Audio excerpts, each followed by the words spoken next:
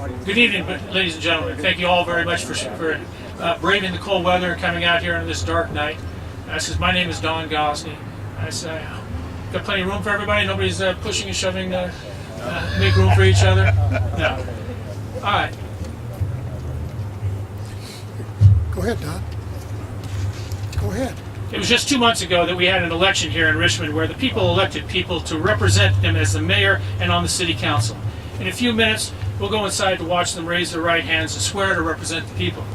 Since that election, we've been reading in our newspapers, on the blogs, and in emails about the mandate some of these elected officials have heard, and it concerns us. With one of the lowest election turnouts in Richmond's history, it would be inaccurate to suggest that a mandate was sent to this council. With most of the votes coming from specific neighborhoods, it would not be accurate to suggest this mandate. The one thing that was crystal clear is that a great many of those who did vote don't like Chevron, and still don't. We've heard about specific agendas that these elected representatives want to pursue, and it concerns us because the items on their agendas may not represent the wishes and desires of the community as a whole, and their agendas may miss items that are important to people who are not a part of their inner circle. Concerned Citizens of Richmond, a grassroots group of concerned citizens from Richmond, was created to ensure that the many voices of Richmond are heard. I think I saw somewhere on a t-shirt once that said, "Black Lives Matter." And we hold this to be self-evident. But at the same time, we also believe that brown lives matter, and yellow lives, and white lives. Yeah. LGBT lives matter. Everyone matters. Even the lives of those we disagree with matters. We'd love it if the council and their associates might embrace that concept. It's important that our elected representatives to understand that when they take that oath in a few minutes, they will be representing not just the people who voted for them or the people who think for them, but all of the people here in Richmond. There are too many voices that seem to be ignored. The people in the Iron Triangle matter. The people of North Richmond matter. Parchester Village matters. The people in May Valley matter. People who are not ultra-progressive matter. Our businesses matter. In the past, we've heard members of our council state from the dais, or we've read in their emails, that they refuse to listen to people who disagree with them. The concerned citizens of Richmond would like to remind our elected representatives that we will no longer accept us as being the disenfranchised, forgotten, and ignored people of Richmond. Even if they disagree with us, they're supposed to at least listen to us before they reject out of hand what we think. It's time that our elected representatives understand that all lives matter. For years, we've been hearing complaints about the state of affairs at our public housing facilities, but it was only about 11 months ago when it made nationwide news that our city council started to take notice.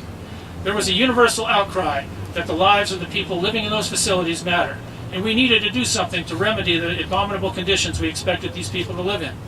As the people spoke, the council listened, and then they did virtually nothing. This embarrassment to Richmond was used as a campaign fodder, but the lives of the people living in these units is still like something you'd see in a bad third world country. If this were in Bangladesh, the landlords would be waiting trial while we sit back and just keep talking about taking action.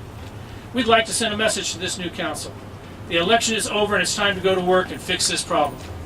We keep talking about the conditions at the Hacienda complex, but we forget that the conditions at the Nevin Plaza, Senior Center, Friendship Manor, Eastern Village, and Triangle Court aren't exactly the Waldorf Astoria and need the attention of our elected officials too. When it comes to the people living in these squalid facilities, their lives matter. In the past few years, we've seen countless people forcibly ejected from council meetings because the mayor deemed them to be disruptive.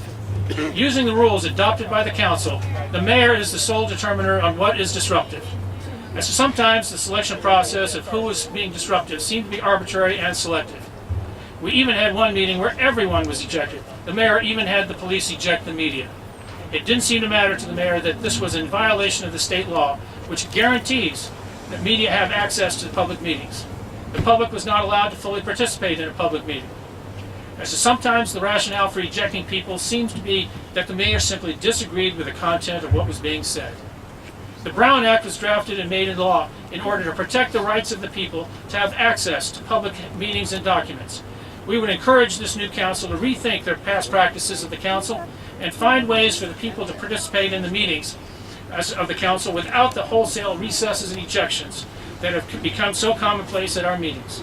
When armed police officers are used to eject people from meetings, it sends a negative message throughout the community, and this only furthers the distrust and lack of respect of the mayor and the council. And so you know, some of these concerned people, or some of these people, as who have been ejected, are cited by the police and have to appear before a judge. Is this really the best use of our police services and court systems? Shouldn't the council find more ways for the people to be a part of the legislative process instead of looking for ways to exclude them?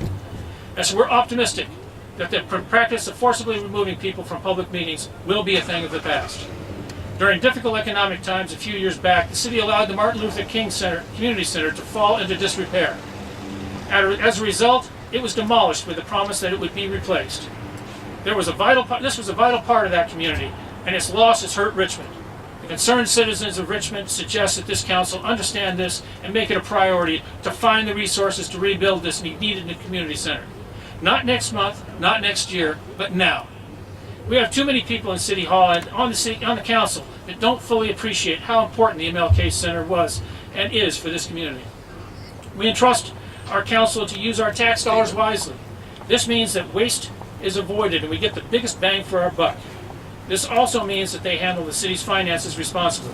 Some members of the council and on city staff seem to have a problem with these simple concepts. We're currently working under a budget with a $7.2 million shortfall with a $5 to $6 million deferred to later this year. Unless we want to be like Stockton and Vallejo, when they went bankrupt, the Concerned Citizens of Richmond implores the City Council to take a closer look at the budget so they stop spending what they don't have. While they may go crazy in debt within their own households, when they're playing with our money, we'd appreciate it if they were more responsible. Yeah. As with any community, the people of Richmond demand certain services, but they all come at a cost. We want safe streets and a fire department that's always at the ready. We want our parks, our libraries, and our community centers. We want streets that don't tear up our cars. These all come at a cost, so we have to decide what we can afford and how we're going to pay for them. This is something that every elected official needs to ask themselves before they consider anything on the council. I said, how are they going to pay for it? Because if they can't pay for it, then maybe they need to reconsider whether they do it. Just because we want a new car or a flat screen TV, if we don't have the money, for it, then we might just have to do without it until we have the money to pay for it. Floating bonds is a costly method to pay for things. The council needs to look not only at how much they're borrowing, but also at the total cost when the bonds are paid off. So coming up with additional ways to tax and overtax population is not the solution. And this concept that it will only be rich people from out of town who will be paying this new sales tax is ludicrous. Ask any of the people here in Richmond, the ones that aren't so rich, if being taxed even more will be a burden. We have too many members of the council that think that our resources too many members of the council that think that our reserves are there to pay down the debts that they've racked up. The rainy day fund is there for times like when we have sinkholes at El Pertel or when the Dorn and Tuttle collapses. It's not there because the council spent more money than they had coming in and they need to pay down their debts. There are two possible solutions that stand out as an option for this council. Crunch the numbers and see if it would be cheaper to hire more police and fire rather than paying these outrageous overtime costs, or bring in more revenue. This means more businesses that actually pay taxes. Nonprofits are great, schools are great, and government buildings are great, but they don't bring any taxes into the city's coffers. The people of Richmond deserve and need some place they can go to tend to their medical needs. The future of Doctors Medical Center is uncertain, and their business model may not be sustainable. So we can't expect Kaiser to keep absorbing the cost of treating non-members. The Concerned Citizens of Richmond suggest that this council makes it a priority to consider alternatives to Doctors Medical Center, so the people of this community have options when their family members become sick or injured. Many people will tell you that one of Richmond's greatest assets is its diversity. Then they use that same diversity to find a way to pit one diverse group against another. We're good at finding wedge issues to split us apart. Whether it's Chevron, Point Mulati, sugary sweetened drinks, support for Gaza, sexual orientation, the legal residency status of our neighbors, or even whether we're progressive enough. We have litmus tests used to pit one group against another. Even last night on one of these social media blogs, I was reading all kinds of things about this rally and press conference, and very few of them were positive. Many of the comments were hateful. It's as if some of our neighbors are filled with hatred for one thing or another, and they're always looking for an avenue to vent their anger and frustration. And often it continues to drive that wedge into the community and split us further apart. It wasn't all that long ago that Rodney King asked, "Can't we all just get along?" Think how powerful and effective we could all be if we all worked together instead of spending so much of our time and efforts finding ways to divide us. Whether we hate Chevron should not be the issue. As to the color of our skin should not be the issue. Whether we're ultra-progressives, a middle-of-the-road progressive, or even a conservative should not be the issue. Whether we sleep with men, women, or any combination of the two should not matter. The election is over, folks. It's time to put these issues behind us and find ways to work together. As Richmond has some serious issues in front of us, and we need for our elected officials to put their politics aside, put the politics behind them, reach out to people that may disagree with them, and find ways where we can all work together to reduce or to make Richmond a better place for all of us to live in. And now, let's go ahead and go inside, watch our newly elected council people take that oath to represent the people of Richmond, all of us. Yeah. Thank you very much for coming.